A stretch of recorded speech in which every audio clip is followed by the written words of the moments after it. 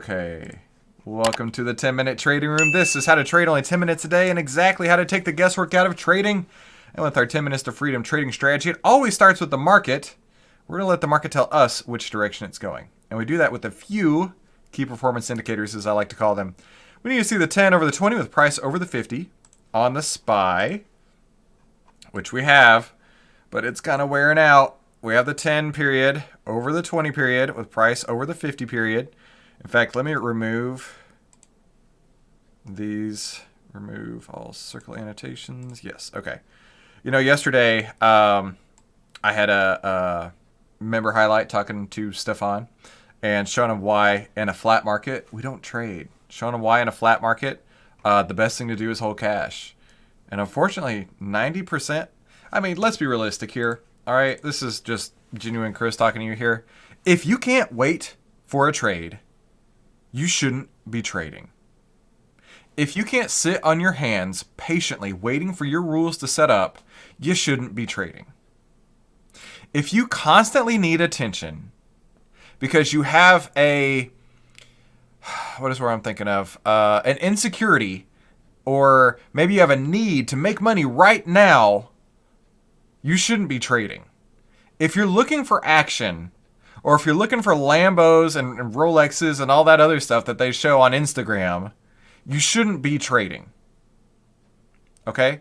But if you want to act like a private equity hedge fund manager, a private equity fund manager, or if you want to act like the market wizards, or if you want to act like the rest, or you can act like the best, or you can act like the rest of the world who's never successful at this game. The choice is yours. I don't care what you do. But you need to do it with consistency and discipline. So if you choose to be out there making all these trades based on nothing other than a whim and a hunch and Jim Cramer, by all means do so. But if you're serious about making money, if you're serious about following rules, if you're serious about learning the way that the market actually works, you got to do it with consistency and discipline, like we do every single day. And I make this as public as possible. So with that being said, let's get right back into it. All right, so we have the 10 over the 20 with price over the 50. Next, the MMFI. This is the percent of stocks above their own 50-day moving average.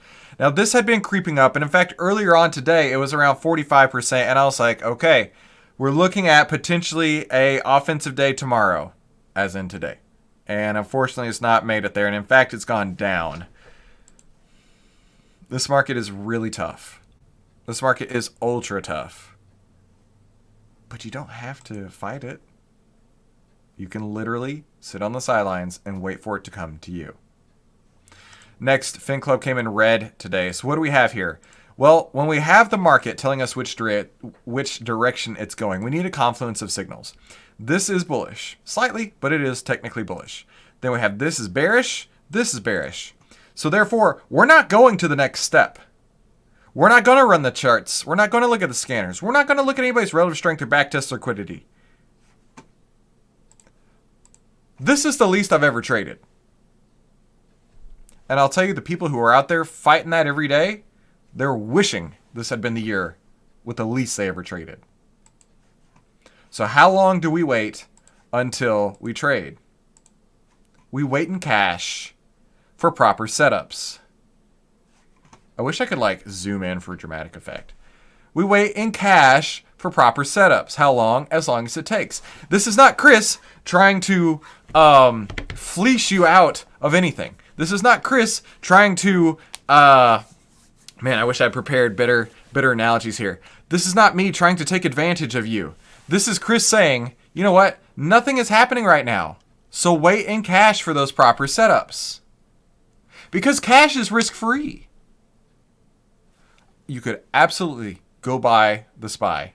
Just go buy the market, right? Go ahead. I don't care.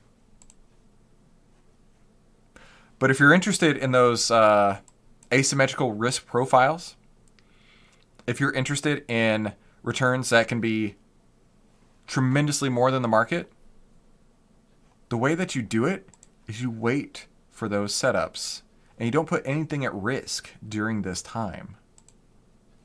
You need to have sit-out power. Once you do that, you're a pro. So that is going to be all of our market analysis. We're not going to go on to the next step because there's no need.